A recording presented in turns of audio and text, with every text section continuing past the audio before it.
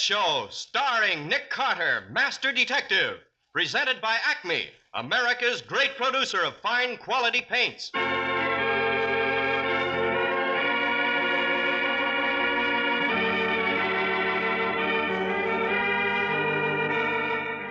This is the story of a man known the world over as one of the most daring and resourceful characters in the history of detective fiction. A man whose name has become a symbol of the triumph of right and justice over the sinister forces of crime and lawlessness. A man recognized as one of the great masters of deduction. Nick Carter, Master Detective.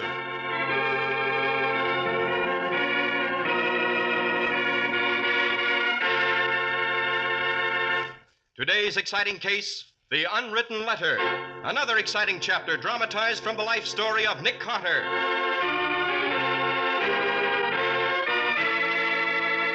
In just a moment, we'll hear how Nick Carter investigated the strange murder of a man who died with a blank letter in his hand and captured a killer through an interview with a corpse. All work and no play makes Jill a tired housekeeper, but any homemaker can have enjoyable leisure time to spend as she likes when she depends on the three great Linux home brighteners, those efficient new shortcuts to the care of woodwork, furniture, and floors. Linux Clear Gloss, the modern brush-on finish, Linux Cream Polish for fine furniture, and Linux Self-Polishing Wax, the amazing new quick-drying wax product. Yes, the three great Linux home brighteners are the modern way to save household drudgery. They'll do your work in record time and do it with spick-and-span thoroughness. So start now to enjoy new leisure. Ask your hardware, paint, or department store for the three great Linux home brighteners, the efficient shortcuts to new home beauty.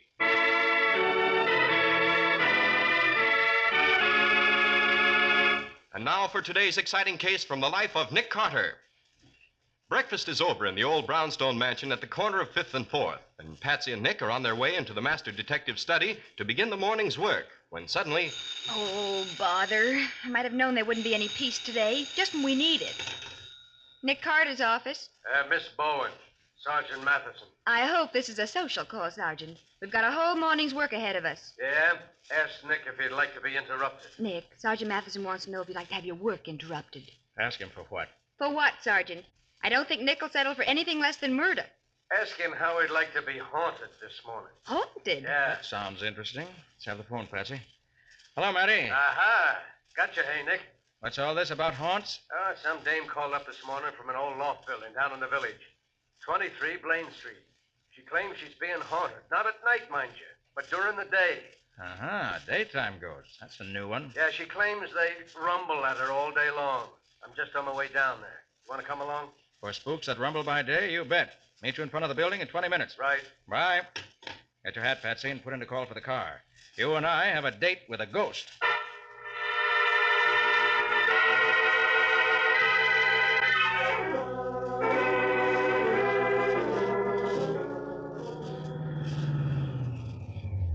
This is it, Patsy.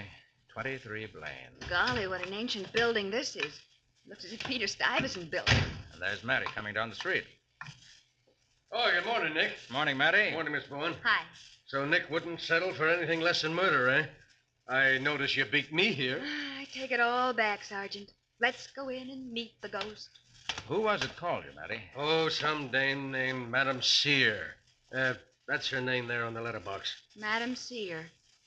Medium. Well, if that isn't the payoff. A medium afraid of ghosts. And in the daytime. Door's locked. Must be a bell button under Madam Sear's nameplate. Ring it, Patsy. Okay, I will. Oh, Nick! It's a little upper Pete. Better get in there fast, Matty. Get your shoulder against the door. Go shooting guns. Together, Nick. All right, again. What's more should do it? Careful. Watch out for the debris, Patsy. Right. Come on, Matty. This isn't turning out to be the scully. What is it, Nick? Hold it. Said I wouldn't settle for anything less than a murder, Patsy, huh? Well, you were right. There's a man on these steps, and he's been shot to death.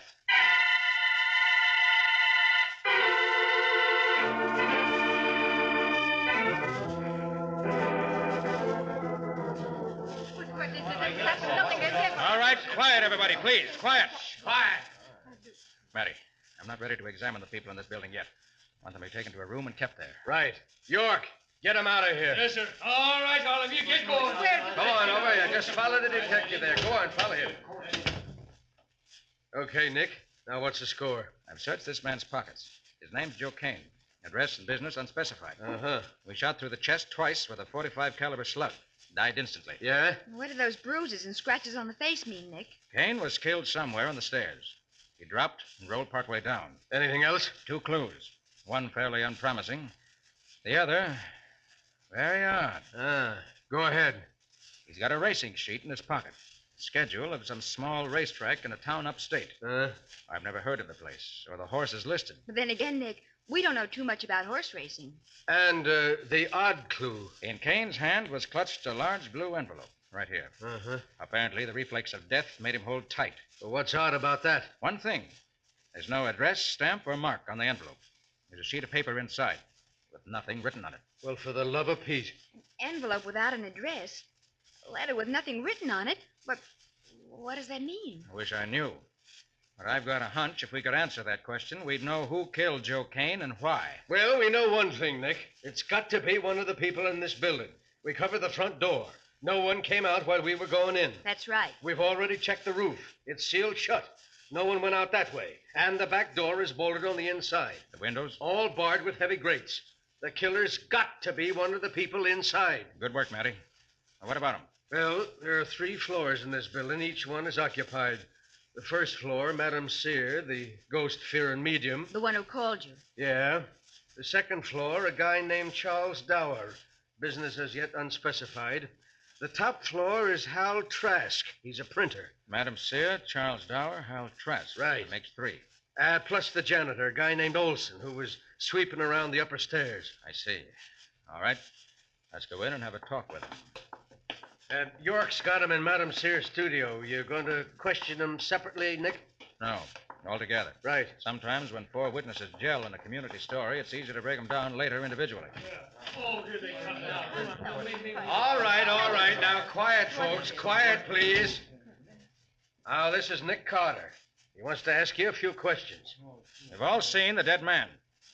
Has any of you ever seen him before? Seen him alive? Either you're afraid to answer or none of you has ever seen him. Now, which is it? You. You're Mr. Olson, aren't you? Yes, sir. Ever seen the dead man before? No, sir.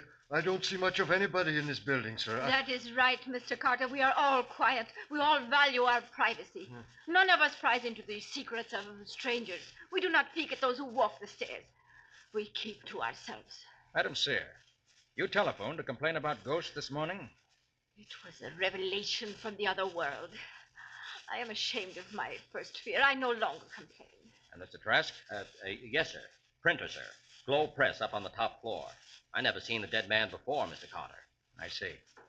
Mr. Dower? Yes, sir? Hello. Aren't you bad luck, Charlie Dower? Served 2 terms in Atlanta, specialist in card marking and tin horn gambling rackets? Mr. Carter. No wonder his business was unspecified, Matty. Hey, what a memory you got, Nick. I'd forgotten Dower. He's been out of circulation 5 years. So here we are.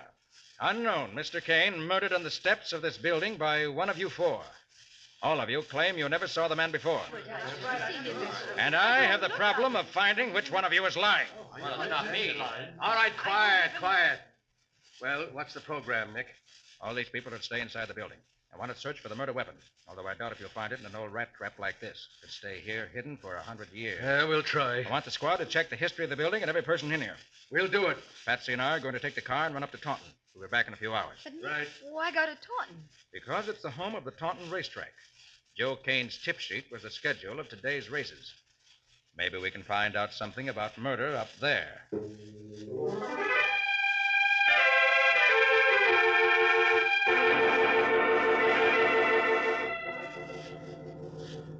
Just another few minutes, Nick. That sign said Taunton half a mile. Right? Why have you been so glum all the way up here, Nick? I've been mulling over the case, Patsy. I don't like it. What don't you like about it? The whole thing is a phony ring about it. 3 crooks, or semi-crooks, all operating in that building. All probably lying as hard as they can. Yes? How did Kane get into the building? The door was locked when we tried it. Either he rang one of the bells, which means the tenants were lying, or he had a key, which means Olson, the janitor, was lying. That's true. In the second place, what about that blue envelope containing an unwritten letter? Why was Kane carrying it? But invisible ink, maybe. Secret message? Carried so that we jump to that obvious conclusion? No. I doubt it, Patsy. Oh, slow down. Here's Taunton. We'll go through it before we see it. Seems pretty quiet for a racetrack town. Uh-huh. I haven't seen anything faintly resembling a track. We better ask that youngster over there. Hi, Sonny. Oh, hi there. Yes, you, son. Come over here a minute, will you? Oh, yes, sir, mister. What's on your mind? Which way to the racetrack? The which? The racetrack. The Taunton racetrack. I don't know what you're talking about, lady. You live here long? All my life. Here. Take a look at this. Taunton Racetrack. Handicap race.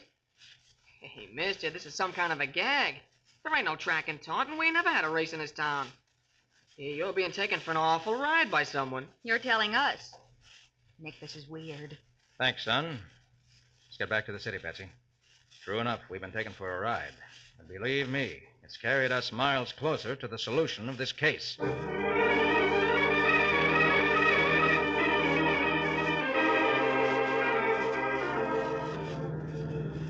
Nick, I wish you'd explain. Oh, don't act so mysterious. I'll explain soon, Patsy. But I want to hear now. You will just as soon as I've spoken to Mattie.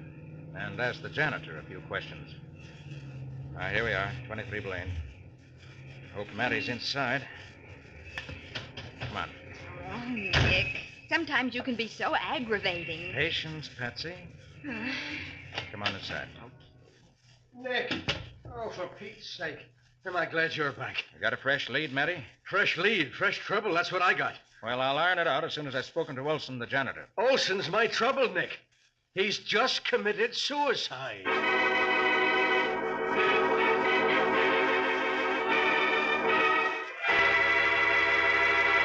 An unwritten letter, a non-existent horse race, and now the suicide of a key witness. How will Nick straighten out this tangle of events? We'll see in just a moment. The up-to-date way of doing a thing is usually the best way, and you certainly find that's the case when you beautify your floors and linoleum with Linex self-polishing wax, the modern way to perfect floor care. One practical test is all you need to know that here is a quick-drying wax which is really different. Linex self-polishing wax, made from a new formula, was developed by leading research chemists to give new beauty, new protection, new skid resistance to all your floors. And Linex self-polishing wax contains the greatest possible amount of real carnauba wax for that handsome, satiny finish only real wax can give. What's more, the underwriters' laboratories have proved by test that any linoleum, hardwood, or rubber tile floor is actually less slippery after Linex self-polishing wax has been applied. Best of all, Linex self-polishing wax takes only a jiffy to use, for you simply wipe it on without tiresome rubbing, and it dries quickly to a beautiful luster that's a joy to behold. So choose genuine Linex self-polishing wax, one of the finest products of its kind. Ask your dealer now for all 3 great Linex home brighteners to give your home new beauty the easy Linex way.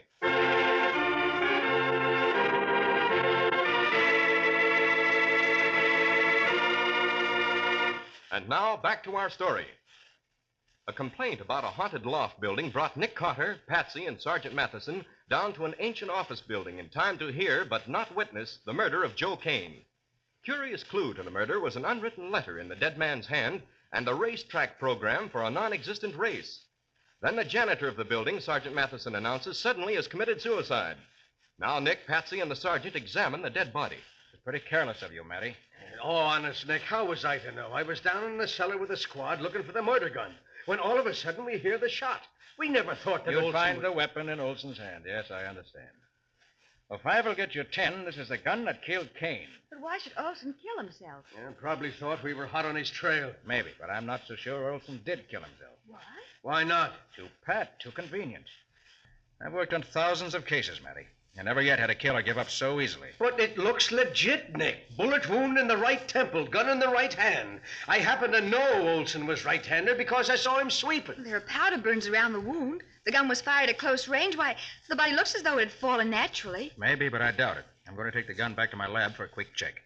Have a man send over the fingerprints for the entire crowd here, Matty. Right. Oh, any of those reports come in yet about the building and the people? I expect him any minute now. Wait here for me when you get them. Patsy and I'll be back in half an hour.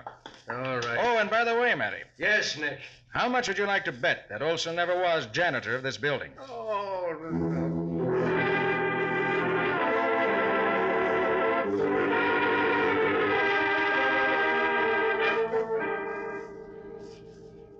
All right, Patsy.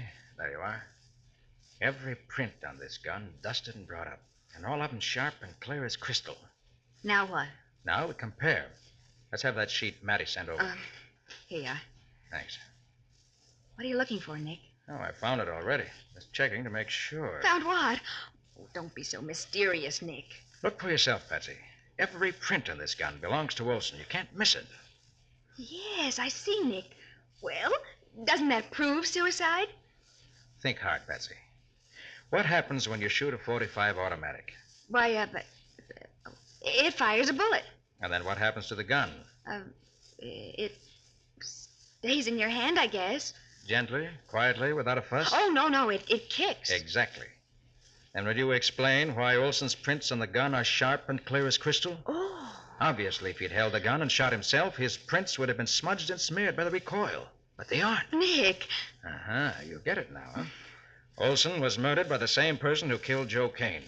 Then the gun was wiped clean and carefully placed in Olson's hand. That's why the prints are so clear. Oh, that just mixes the case up more than ever. Oh, no, Patsy. It's becoming clearer than ever. Let's hustle back to Matty. I only hope there haven't been any more murders while we were gone.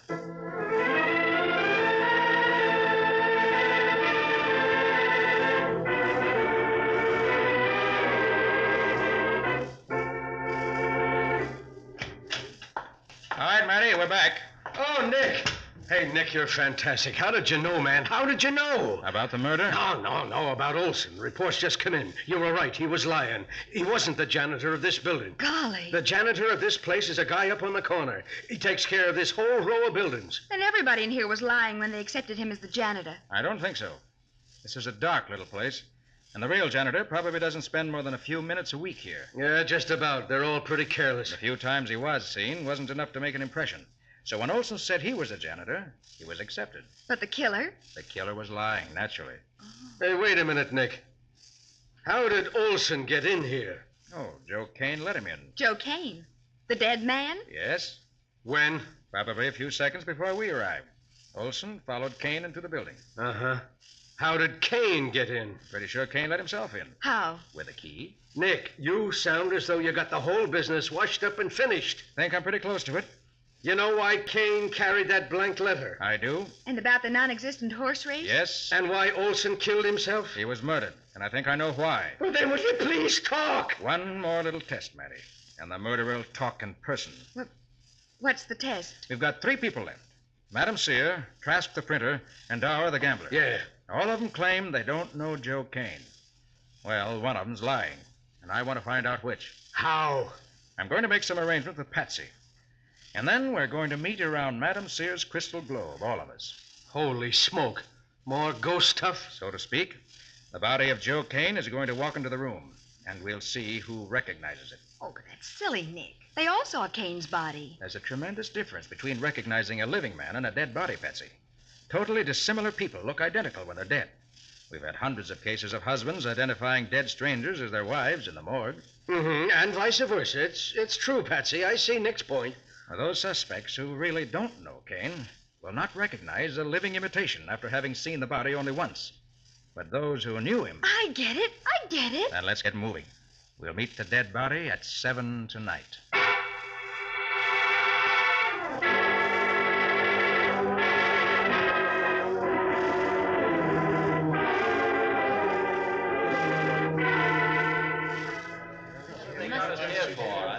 All right, everybody.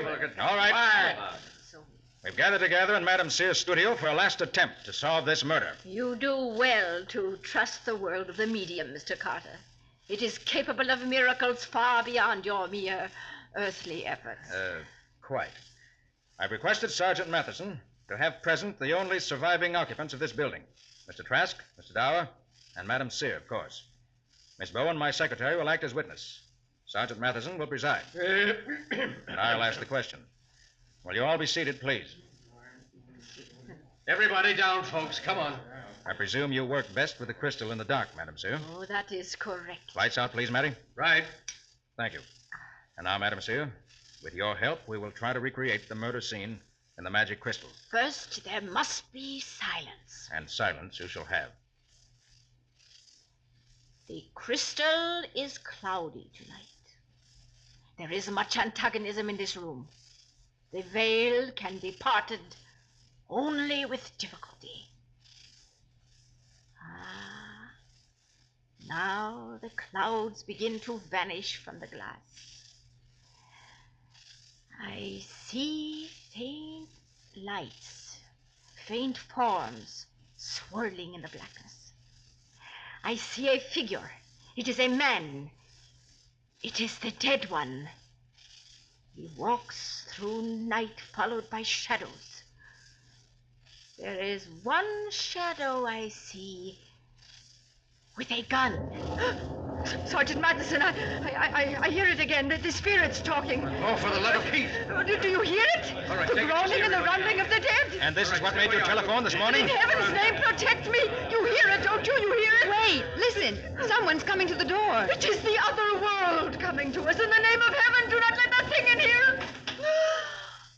It's Joe Kane, the dead man. Yes, Joe Kane, all right. I thought he was killed. And that, ladies and gentlemen, winds up the seance in our case. Lights, please, Matty. Oh, but No excitement, please. Quiet. The show's over. But I... Sit down, Madam Sear. Please be calm.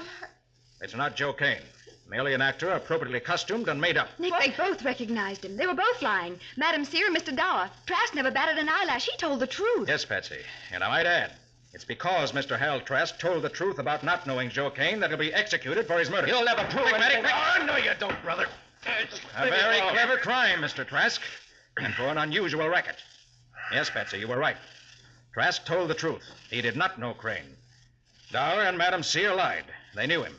They'd seen him in the building frequently, but they didn't know he ran the Globe print shop upstairs. We figured it'd be better to say we never saw him before. Naturally, both of you are afraid of the police. Try to keep clear of murder by lying. You didn't know that Joe Kane's racket was printing phony programs of non-existent horse races, and that he used these to induce innocent victims to book bets with him, bets which he pocketed and disappeared with. You're right, Carter. Kane had a hot racket. We heard about the dough he was making. It was a good thing. So good that you and Olson decided to come up and acquire a piece of his money. A big piece. Only Olson acquired nothing but death. And you've acquired a one-way trip to the chair.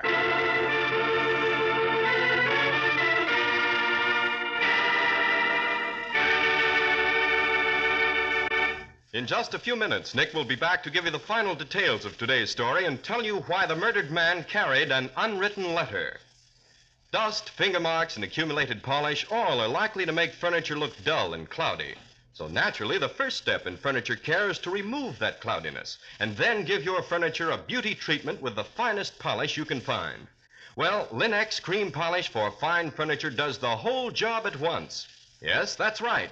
Linex Cream Polish cleans as it polishes.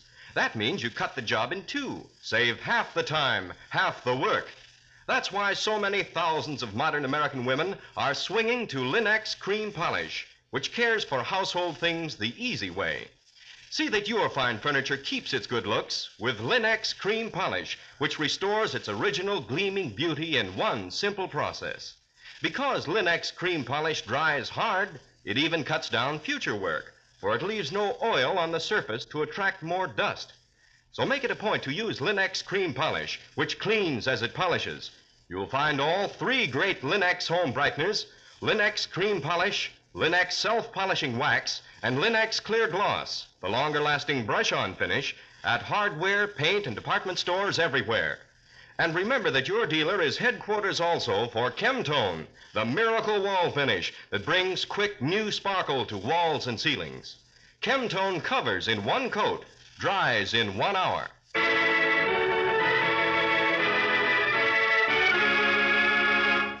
And now let's hear from Nick Carter himself. Nick, I understand the motive for Joe Kane's murder, but what about that unwritten letter? Well, get the picture, Ken. Trask and Olson decided to rob Joe Kane. They'd heard he was making a fortune out of his racetrack fraud, and they wanted a piece of it. But neither of them knew him. So? Obviously, they couldn't take a chance of Kane arriving in his office while they were rifling the place, so Olson remained downstairs to watch, while Trask went up to rob. But how could Olson watch for Kane if he didn't know him? By a simple thug's trick. He placed a large blue envelope in the Globe print shop letterbox. All he had to do was watch that. He knew whoever took the blue envelope out of the letterbox would be Joe Kane. Well, that's clever enough. So when Kane arrived and picked up his letter, Olson quickly followed him into the building, first signaling upstairs on the buzzer to Trask. Olson followed in case Trask couldn't get away in time. And evidently he couldn't. Right. Kane saw Trask leaving his office. He pulled a gun, the .45 automatic. Olson closed in from behind. Kane was killed and rolled down the steps. I doubt if Trask ever got a really good look at Kane. Then, as we pounded on the door below, they thought quickly. Trask pretended to be the proprietor of the print shop. Olson grabbed a broom and played janitor. Golly. But later, Trask realized Olson's pose would be uncovered. So the first chance he had, he murdered his partner to keep him quiet. He tried to get rid of the gun by planning it as a suicide weapon. But how about the ghosts that Madame Sia thought she heard? We heard them, too, when you kidded her into staging a seance. Well, that's the strangest thing about the case. If it hadn't been for Madame Sear's ghost, we'd never have entered the case and never have broken it. And if it hadn't been for the ghost, there wouldn't have been a case in the first place. Why not? Because Madame Sear's ghost was the distant rumble of a new printing machine Joe Kane had just had installed so he could print more of his phony race sheets. I had an officer turn it on to haunt the seance. Well, Nick, I hope you have as exciting a story for us next week. What's it going to be? Well, Ken, next week we're going to meet the champion apple pie maker of the East, who, fortunately for me, also happens to be an old friend of mine. She came to complain that her landlord papered her walls without her permission. Unfortunately, when we arrived, we discovered that the paper hanger had not only hung the wallpaper, he'd hung himself. Sounds like a strange story. What do you call it, Nick? The case of the hanging paper hanger.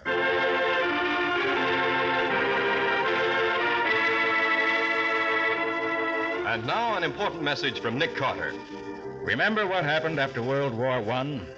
Inflation and a boom period, then the crash, and the worst depression America has ever known. Now, let's not permit that to happen again. Let's resolve to buy only what we need, paying ration points in full, paying no more than ceiling price. Let's resolve not to profiteer on our own services or produce.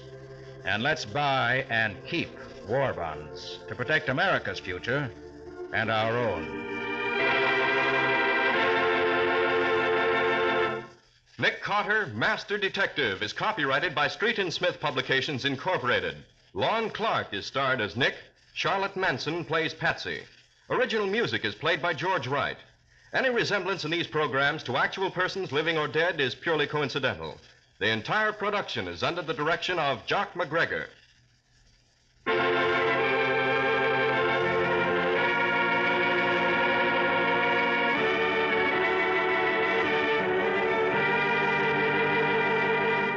Nick Carter, Master Detective, is presented at this time and over these same stations each week by the three great Linex home brighteners: Linex self-polishing wax, Linex cream polish, and Linex clear gloss, created by Acme, America's great producer of Acme fine quality paints.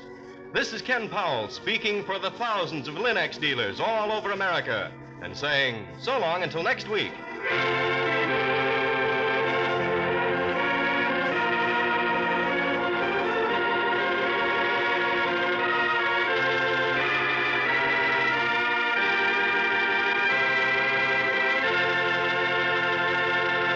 This is the Mutual Broadcasting System.